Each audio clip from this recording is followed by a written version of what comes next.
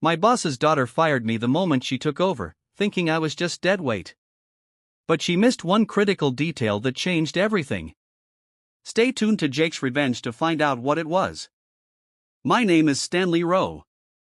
I'm 59 years old, and I'd been the operations manager at Harper Machinery in Indianapolis, Indiana, for 18 years. Not the kind of man who made speeches or demanded attention, just the steady hand keeping the gears turning at a company that built industrial equipment for half the Midwest's factories. "We don't need old men like you dragging us down," she said, flipping her hair, as if dismissing me was a formality.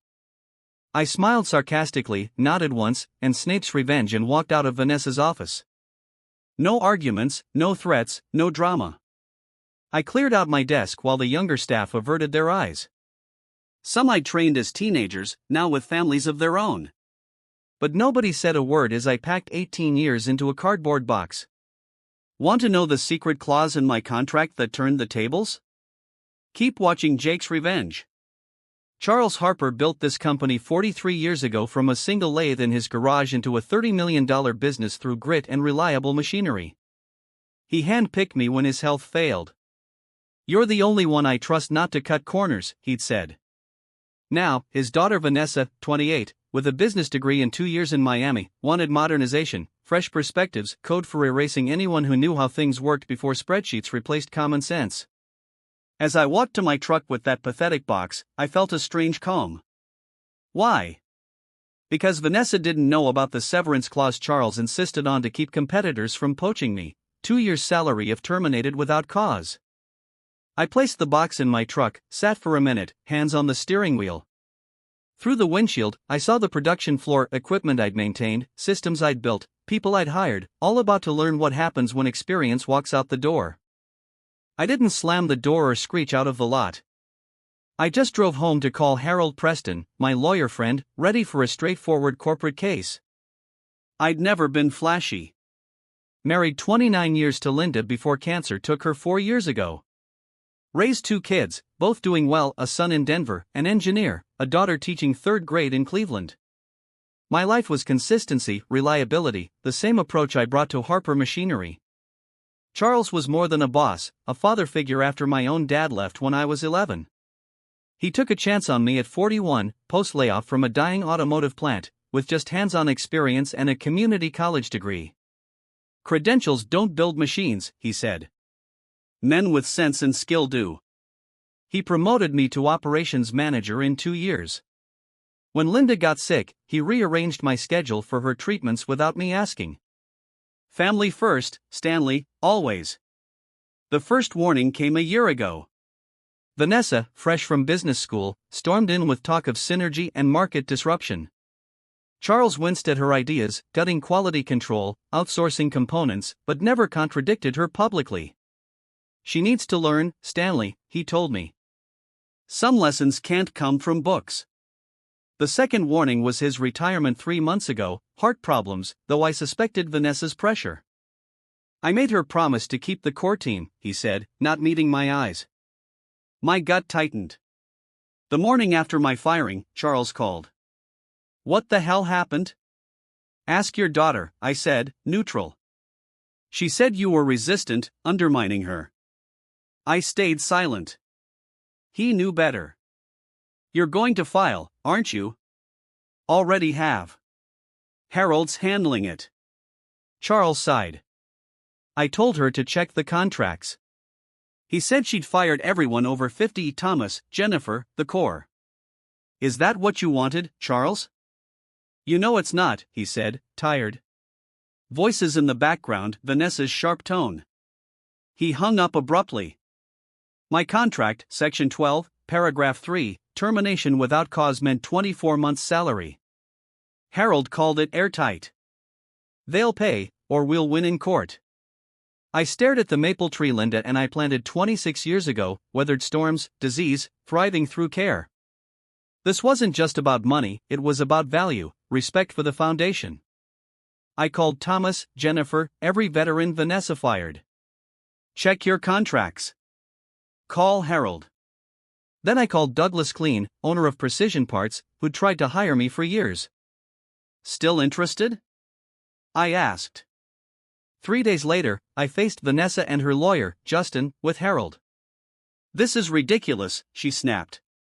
"We're changing direction." "That's cause." Harold pointed to the clause, $320,000 severance. Justin, nervous, said, "Cause requires documented issues, performance, ethics, crimes." Vanessa had nothing. "We'll offer 6 months," she said. 24 months, Harold replied. "Or we go to court."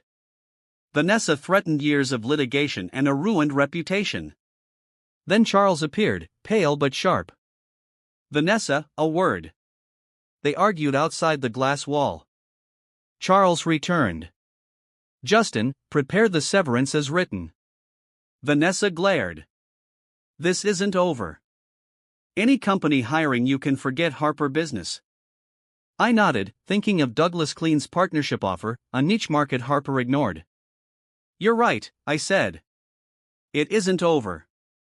The $320,000 hit my account a week later. No vindication, just hollowness. Money wasn't the point. At a diner, I met Thomas.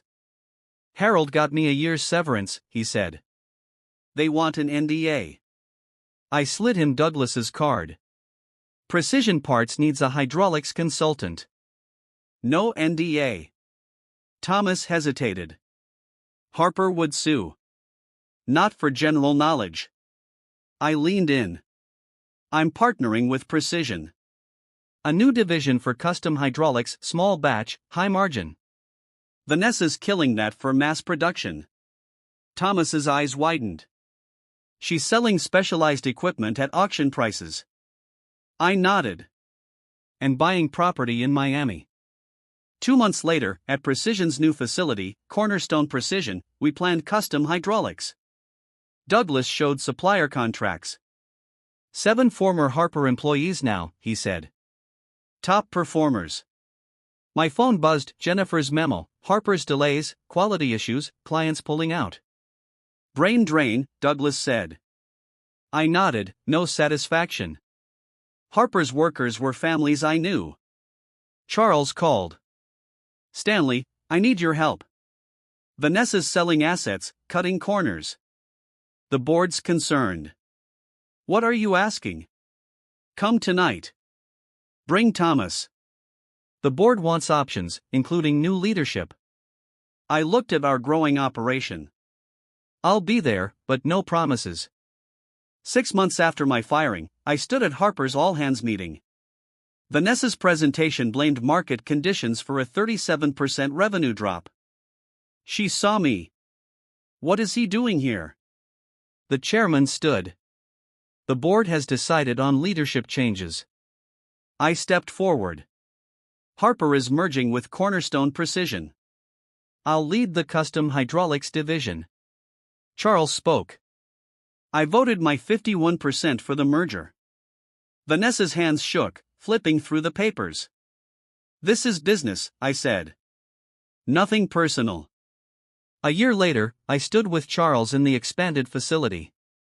"Best numbers in 5 years," he said. "Profit margins up, retention stable, new patents filed." Vanessa was in Miami, starting a consulting firm. "I told her to learn the business from the ground up," Charles said. She hung up, but called back today. Below, Jason trained programmers, Jennifer inspected components, Thomas sketched designs, experience and innovation together. "When I wrote your severance clause," Charles said, "I never imagined this." I smiled. Neither did I. We watched the company we built thrive. Some lessons are expensive, but the ones that stick, that change how we see the world, those are worth the price. Don't miss more stories of justice and triumph on Jake's Revenge. Subscribe now.